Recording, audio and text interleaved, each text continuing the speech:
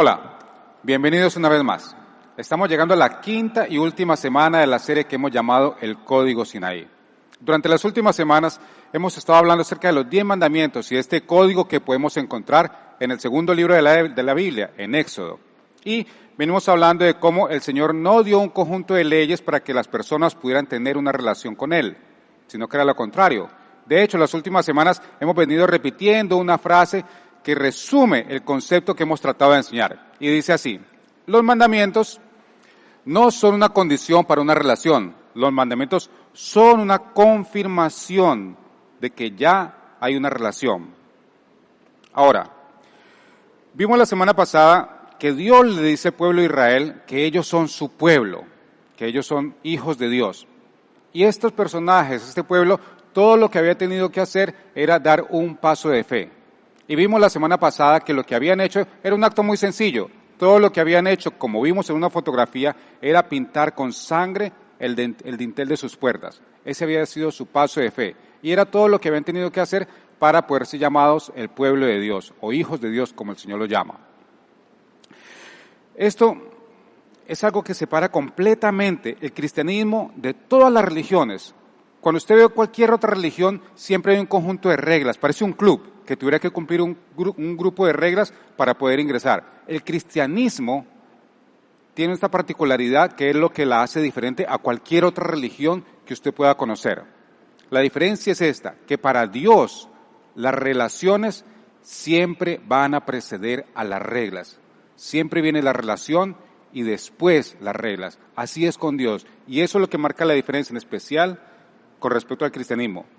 Pero en algún momento en el camino parece que nosotros mismos invertimos esto y comenzamos a colocar las reglas por delante de la relación, siendo que para Dios no es así. Comenzamos a pensar que nosotros, para poder tener una relación con Dios, tenemos que cumplir un cierto conjunto de reglas o maneras de comportarlos, o como lo quiera llamar. Para Dios no es así. Nosotros lo hemos convertido así. En algún momento en el camino comenzamos a pensar y a actuar como si fuera necesario cumplir estas ciertas reglas para poder llegar a tener una relación con Dios. Y algo que también es muy interesante es que usualmente cuando pensamos en estas reglas que supuestamente debemos cumplir, casi siempre las relacionamos con los 10 mandamientos, los tan conocidos 10 mandamientos de los que hemos venido hablando todas estas últimas semanas. Y cuando nosotros revisamos la Biblia nos damos cuenta que los 10 mandamientos no se tratan de esto, se tratan de algo muy diferente, y es lo que hemos venido tratando de explicar uno a uno. Hemos revisado entonces hasta el momento la primera parte de los 10 mandamientos. Y en esta primera parte vimos que los primeros 4 mandamientos que ya revisamos se tratan todo acerca de Dios. Todos se centran en Él, y eso marca una diferencia completamente. Los primeros mandamientos nos dicen que es todo acerca de Dios, que Dios quiere estar en el centro de tu vida. Dios no quiere ser parte de tu vida, Él quiere ser la parte central, quiere ser el centro de tu vida. Y en los primeros 4 mandamientos veíamos algo así. Primero, que Dios quiere ser tu único Dios, no quiere que tengas otros dioses. Segundo, nos decía que Él no quiere que te hagas imágenes de Él, no quiere que te imagines, que te hagas una figurita de Él y que lo conviertas en un Dios de bolsillo, de cajita, como solemos hacerlo.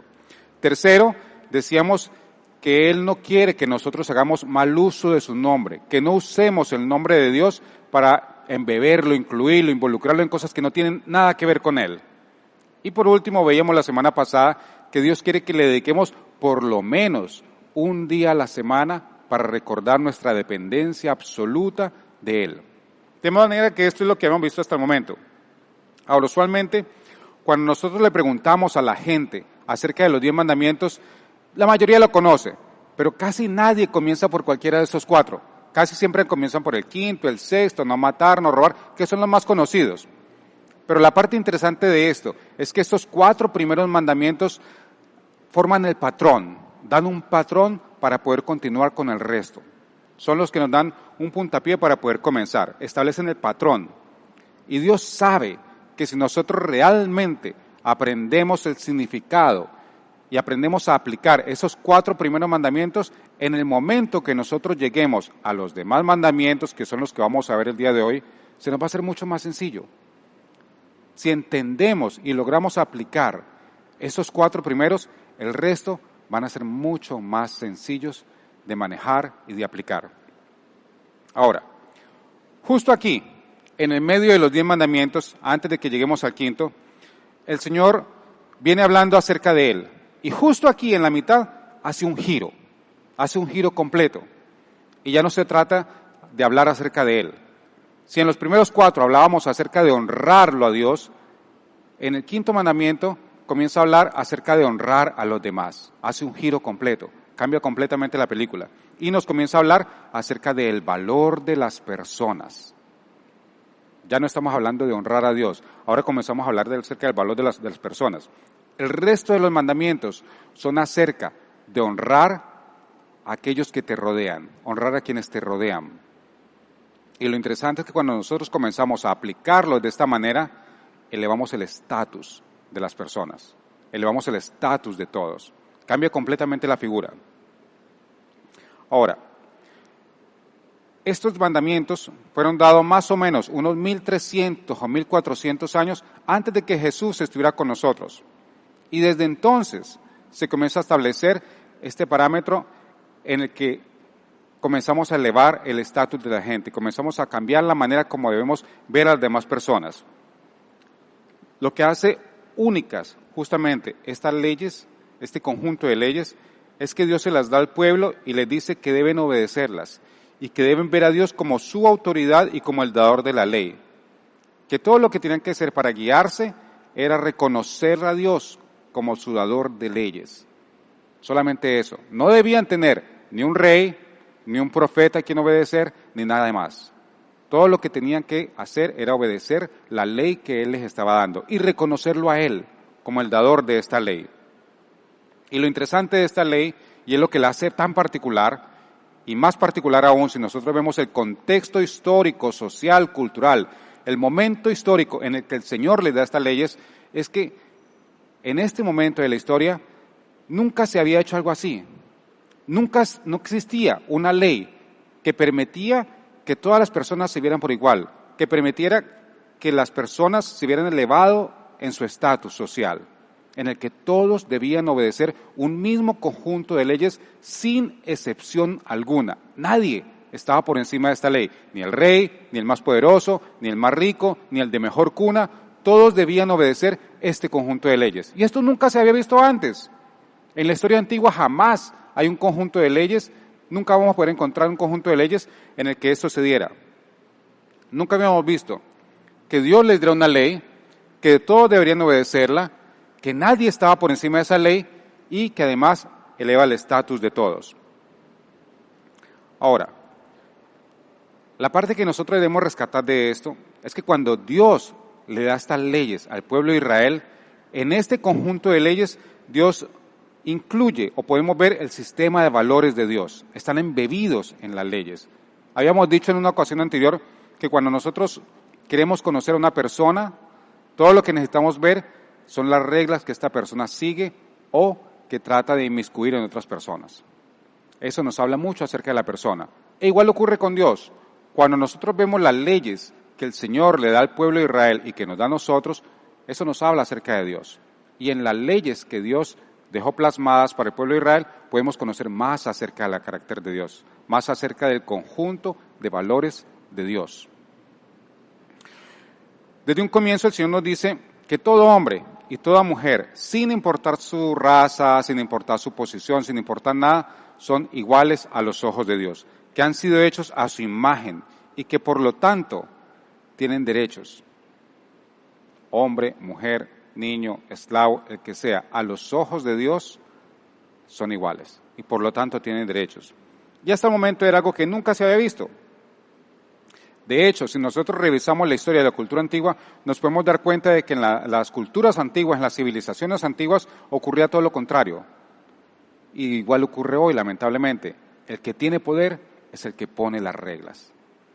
Mejor aún, el que tiene poder pone las reglas y no se siente obligado a cumplirlas. Así ocurría. Los reyes ponían las reglas, pero ellos inmediatamente encontraban cómo saltárselas o sencillamente no las cumplían por su posición social. Y en esta clase de detalles es en lo que difiere completamente el conjunto de leyes que el Señor nos dejó en el libro de Éxodo.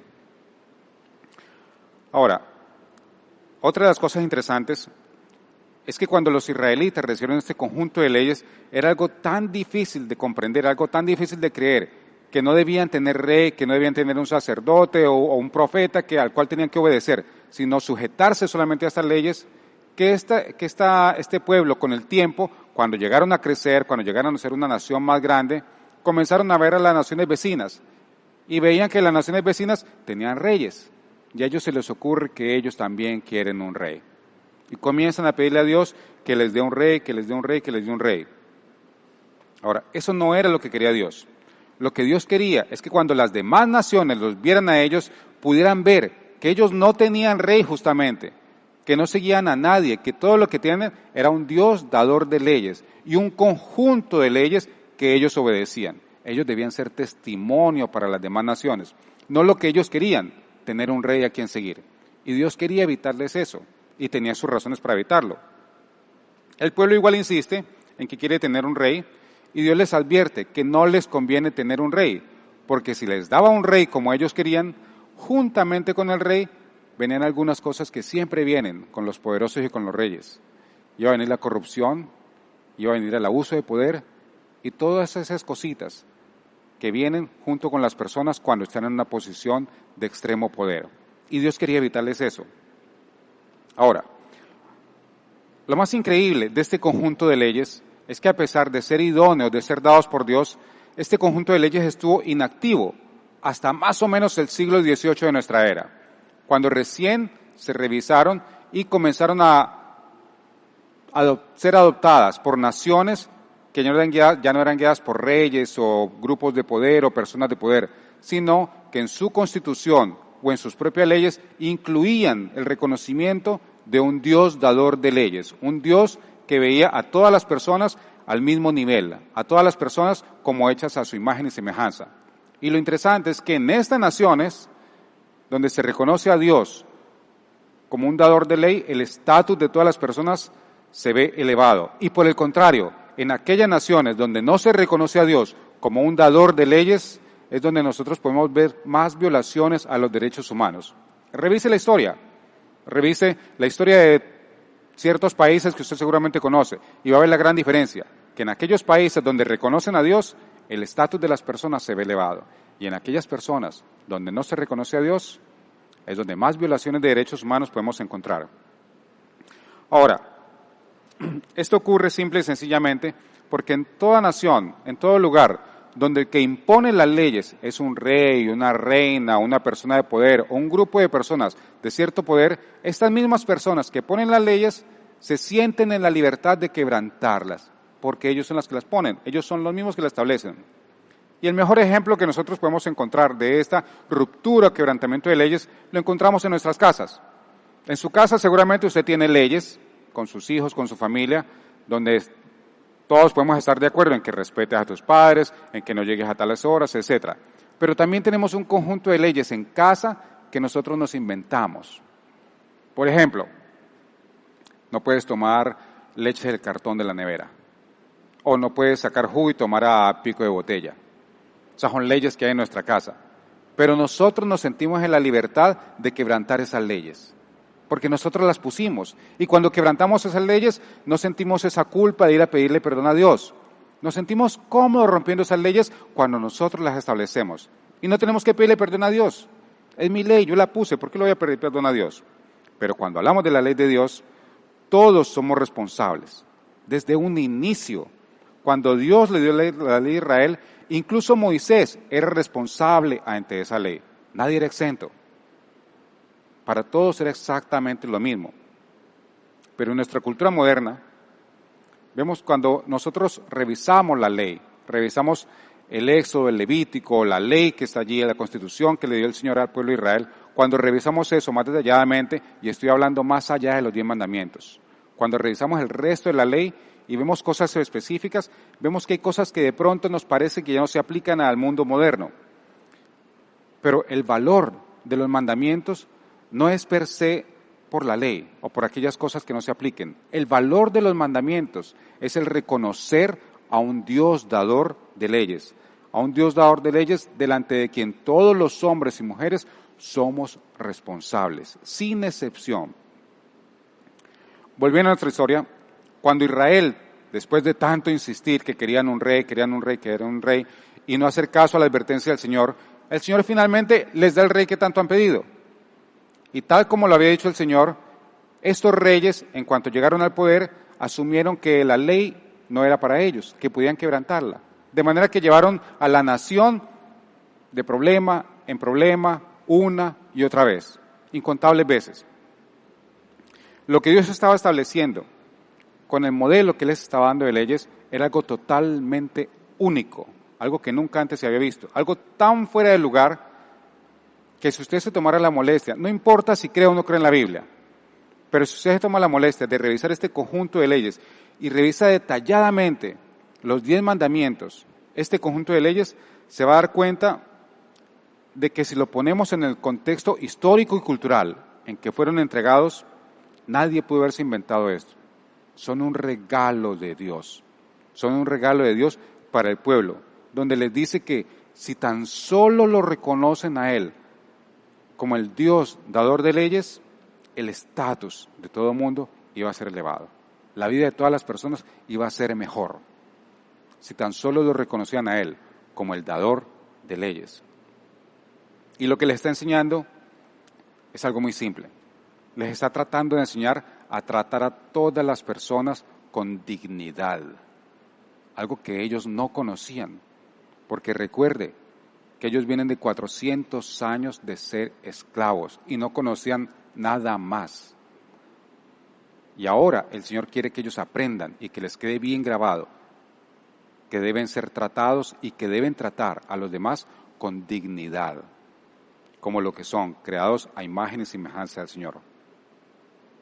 Lo que nos enseña entonces los 10 mandamientos, la segunda parte que vamos a revisar ahora, es a tratar a las demás personas con honra, a tratarlas con dignidad, a tratarlas con respeto. Y cuando nosotros revisamos lo que vamos a ver en unos instantes, nos damos cuenta que el Señor, cuando nos trata de enseñar de que tratemos a todo mundo con honra, es porque Él también nos ve a nosotros merecedores de ser tratados con honra y con dignidad. Ese es el objetivo de esta segunda parte. Ahora, todo esto que le he contado hasta ahora es apenas un bosquejo de lo que veníamos viendo las últimas semanas. Pero ya entrando en materia, volviendo al detalle, el siguiente mandamiento que vamos a ver, que sería en este caso el quinto mandamiento, es bien interesante. Porque en la primera parte que nosotros vimos que todo se trata acerca de Dios, que se trata de que lo honremos a Él. Y después de que nos enseña que lo primero que debemos aprender es a honrarlo a Él, nos da la segunda categoría de a quienes debemos honrar. Y si usted lo piensa por unos segundos nada más, lo más lógico es que podríamos pensar que debemos honrar al rey, o que debemos honrar al gobernante, o que debemos honrar a la persona que está a cargo, a cualquiera de ellos. Y pensamos eso porque es exactamente lo que nosotros hubiéramos hecho. Mire, si yo fuera Moisés y el Señor me hubiera dictado a mí los 10 mandamientos, ya, después del 10º mandamiento, yo hubiera bajado del monte con las tablas, le leo los 10 mandamientos, y aquí en el mandamiento número 11, con letra diferente, yo hubiera puesto, honren y háganle caso a Moisés. Es lo que nosotros hubiéramos hecho. Mejor todavía, es lo primero que hacen todos estos pseudopastores, apóstoles, profetas. Cuando llegan a esa posición, lo primero que dicen a la gente, que les dijo el Señor, es que deben respetarlo y obedecerlo a Él. Así funcionamos. Nos encanta poner reglas y nos encanta romperlas, pero no nos gusta mucho seguirlas. No somos tan buenos siguiendo reglas, pero sí rompiéndolas. Volviendo a lo que nos atañe. El siguiente mandamiento entonces dice así: honra a tu padre y a tu madre para que disfrutes de una larga vida en la tierra que te da el Señor tu Dios. Éxodo 20:12. Este es el primer mandamiento con promesa.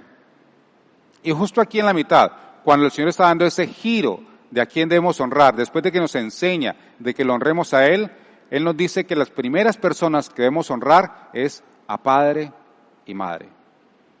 Primer mandamiento con promesa. Y mira otra cosa muy interesante.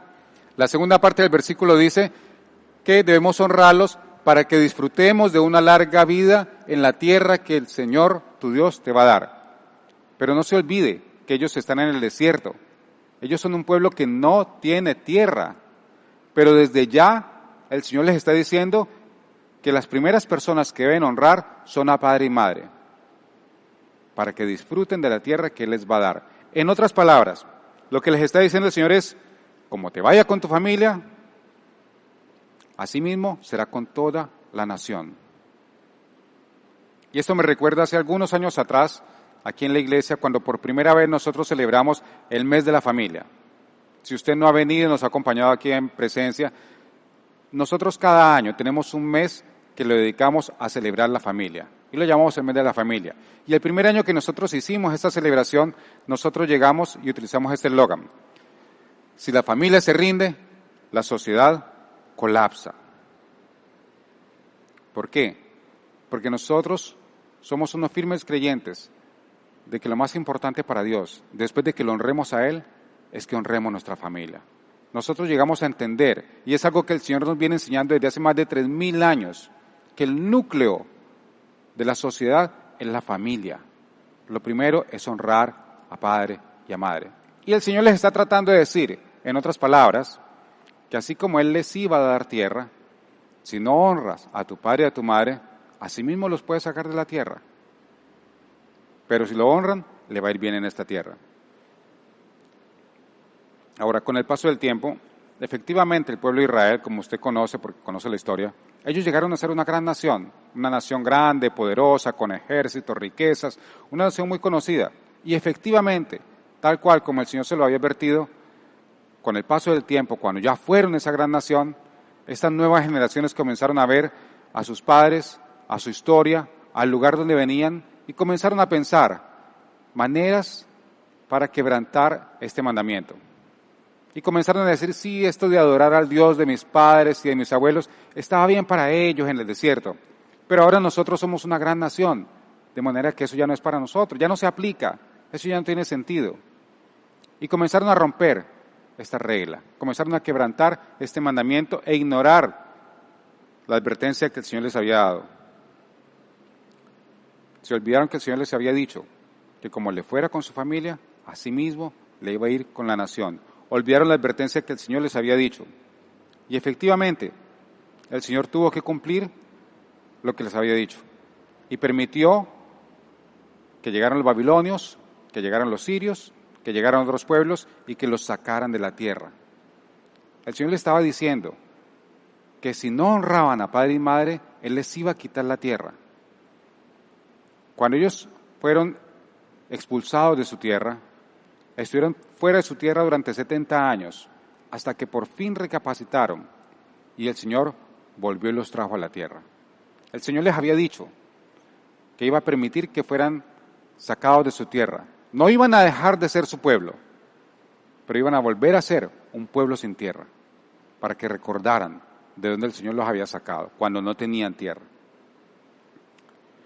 Ahora, pueda que ellos no tuvieran un contexto o una referencia para saber qué ocurre cuando desobedecían a Dios, qué ocurre cuando rompen el reglamento, las reglas que el Señor les da.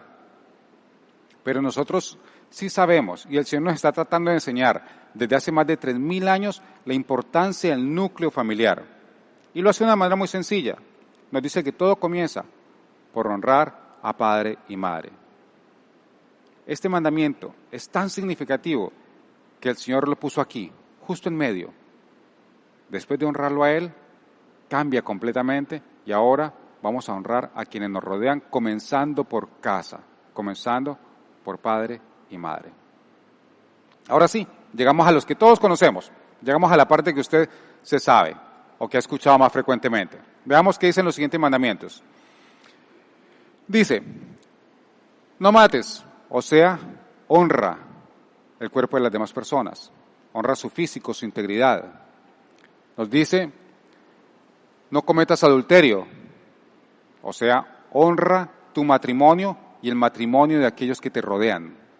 Y así continúa, no robes, honra la propiedad, las posesiones de los demás. No des falso testimonio.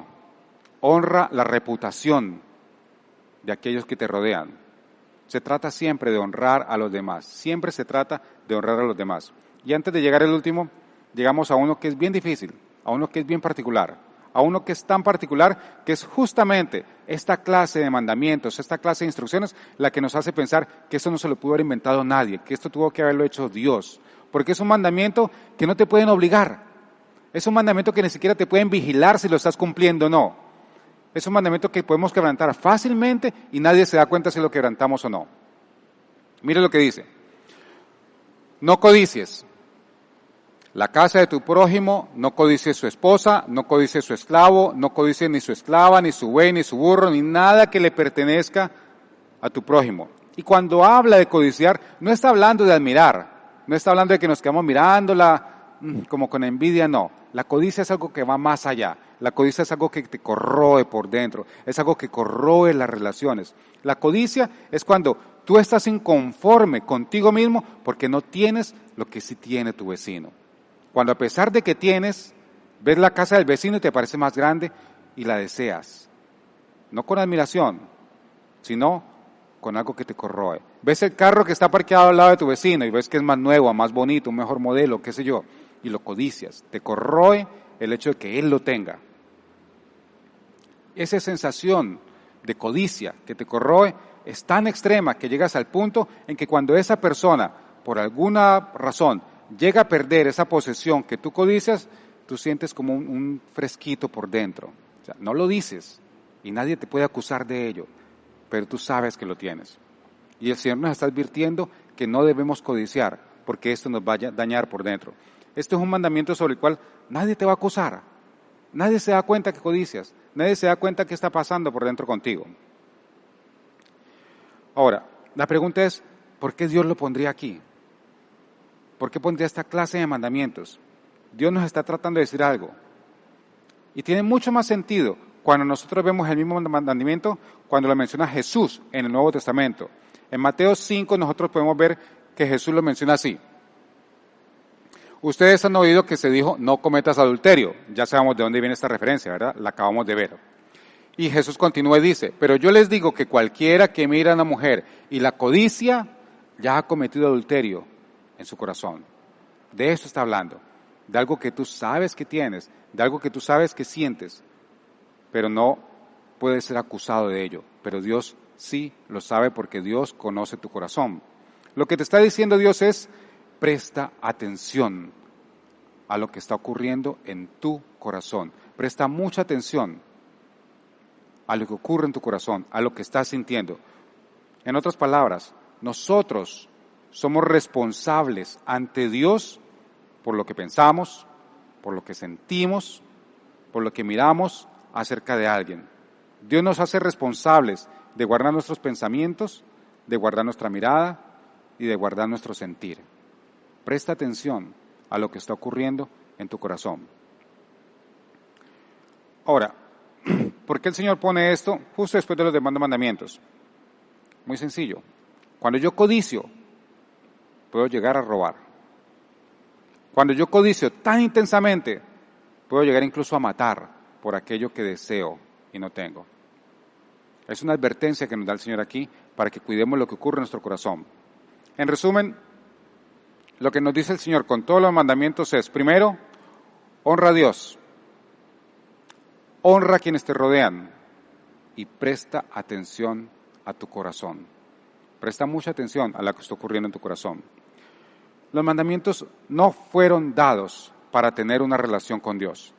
Los mandamientos fueron dados porque ya tenemos una relación con Dios. Es lo que hemos venido repitiendo las últimas semanas. Ya tenemos una relación con Él. Pueda que no de la misma manera como lo hizo el pueblo de Israel, poniendo sangre en el dintel de la puerta, pero sí a través de la sangre de Jesucristo. Gracias a la sangre de Cristo, nosotros tenemos una relación con Dios. Somos suyos, somos sus hijos. No porque cumplimos un conjunto de reglas, sino gracias a la sangre de Cristo. Los mandamientos no fueron para hacer que gente mala se volviera gente buena. Los mandamientos no se hicieron para eso. Tampoco se hicieron o se dijeron o se escribieron o se enseñaron para salvación.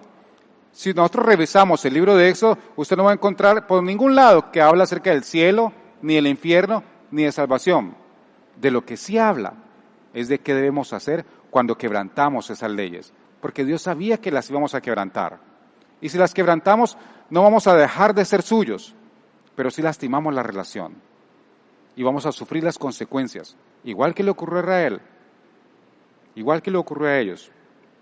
La meta no era que personas malas dejaran de ser malas y cambiaran de actitud. La meta era que personas que el Señor había liberado continuaran siendo libres. Y hay una gran diferencia en eso. La meta no era establecer una relación, era proteger esa relación que ya existía, que ellos ya tenían. La forma como esto termina, después de que pasamos por los 10 mandamientos, al final de ellos, es algo así. Dice así: Moisés bajó y repitió esto mismo al pueblo. Ante ese espectáculo de truenos y relámpagos, de sonidos de trompeta y de la montaña envuelta en humo, los israelitas temblaban de miedo y se mantenían a distancia. Así que le suplicaron a Moisés: háblanos tú y te escucharemos. Si Dios nos habla, seguramente moriremos. Ahora, Dios no quiere que le temas por temor simplemente. Dios no quiere que le tengas miedo. Cuando habla aquí de temor, está hablando de un temor reverente, no de un temor de que le tengamos miedo por lo que me pueda hacer. Dios lo que quiere es que lo reconozcamos a Él. No es por su beneficio. Él no necesita que le tengamos miedo. Es por nuestro beneficio que lo reconozcamos a Él como el Dios dador de leyes. Ahora, este pueblo no tenía una historia, no tenía una experiencia de qué ocurría cuando una nación no reconocía a Dios como su Dios o como el Dios dador de leyes. Ellos no tenían esa experiencia, recién están saliendo de ser esclavos, pero nosotros sí tenemos experiencia, gracias a todas las enseñanzas que quedaron escritas para nuestro entendimiento, nuestro conocimiento, advertencia y beneficio. Nosotros no tenemos esa excusa. Dios les está diciendo que no quiere que le obedezcan por miedo a las consecuencias a Él. Lo que les está diciendo Dios es que deben obedecerle porque Él es Dios. Eso es todo. Si lo reconocemos como el Dios dador de leyes, el temor o el respeto o la reverencia o como lo quiera llamar que debemos tener hacia Él y hacia su ley es por quien es Él, no por lo que pueda pasar si rompemos las leyes. La ley no es, vuelvo y le repito, para volver gente mala, volverla buena. La ley es para mantener libre a personas libres. Ese es el objetivo real. Y cuando nosotros vemos el Nuevo Testamento, lo mismo se repite. Cuando nosotros vemos referencias de la ley en el Nuevo Testamento, se ve cómo Dios repasa la ley para liberarnos del pecado, para que seamos libres del pecado. Ya tenemos una relación. Ya hemos sido liberados del pecado gracias a la sangre de Cristo. Pero Él lo que quiere ahora es que mantengamos libres. ¿O usted cree que una persona que comete pecado, qué sé yo, que roba, usted cree que es libre porque no lo han capturado? No es libre. Mejor aún, ¿usted cree que una persona, un hombre que le es infiel a su esposa o una esposa que le es infiel a su esposo es libre porque nadie se ha dado cuenta? No es libre. Eso no es libertad. Si el Señor ya ha establecido una relación con nosotros, ya llegó hasta el extremo de permitir y dar a su único hijo para liberarnos del pecado, ahora lo que Él quiere es que nosotros, que ya hemos sido liberados, permanezcamos libres. Ese es el deseo, ese es el propósito de Él. ¿No es lo que usted esperaría de su Padre Celestial, de su Salvador? Eso es lo que nosotros esperaríamos de Él, es lo más lógico.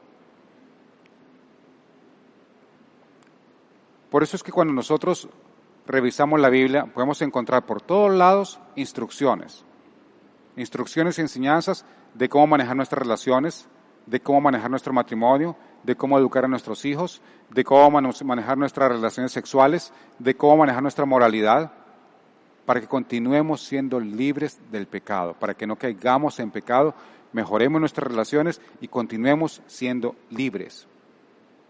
Para terminar, quiero invitarlo a que de ahora en adelante, cada vez que usted repase su Biblia y encuentre alguna instrucción, algún mandamiento que él crea que le atañe, que le corresponde, o que puede entender su enseñanza, no lo vea como que Dios lo que quiere es mantenerlo restringido, no vea a Dios como un Dios restrictivo que lo que no quiere es que usted disfrute su vida. Cada vez que usted encuentre una de estas enseñanzas, lo ideal, lo idóneo, lo que desea Dios es que usted pueda ver que lo que está haciendo con esta ley, que lo que está haciendo con esta enseñanza, con esta instrucción de qué debe o no debe hacer, lo que está tratando de hacer el Señor es mantenerlo libre y cuidar esa relación que ya tiene con nosotros. Es ponernos en un lugar donde no corramos riesgo. No es para restringirnos, no es porque Dios no quiera que nosotros disfrutemos nuestra vida, es para mantenernos libres del pecado y realmente poder disfrutar de esa relación que ya tenemos con Él, poder disfrutar de la libertad que tenemos de poder acceder a Él. Cada vez que usted vea en la Escritura una enseñanza, recuerde que Dios dio a su Hijo unigénito para darle libertad del pecado. Vea esa enseñanza como la mano de Dios, como una expresión del amor de Dios por su relación contigo. Déjeme orar para terminar. Bendito y amado Señor, te damos las gracias, Padre, por este día, te damos las gracias por tu enseñanza, te damos las gracias por tu ley, Padre, por mostrarnos de que no se trata de un conjunto de normas restrictivas, sino que se trata de una expresión de tu amor, que se trata de una expresión del cuidado, del amor que tú tienes por nosotros y del cuidado que tienes por esa relación que tú has permitido que tengamos contigo, Señor. Ayúdanos, Señor, a reconocerte en todo cuanto hagamos, a caminar conforme a tu voluntad y a siempre buscar la dirección que tú nos das. Te agradecemos, Padre, y te bendecimos en el nombre todopoderoso de Jesucristo, nuestro Señor y Salvador. Amén. No se olvide, la próxima semana comenzamos una nueva serie. Lo estaremos esperando. Bendiciones.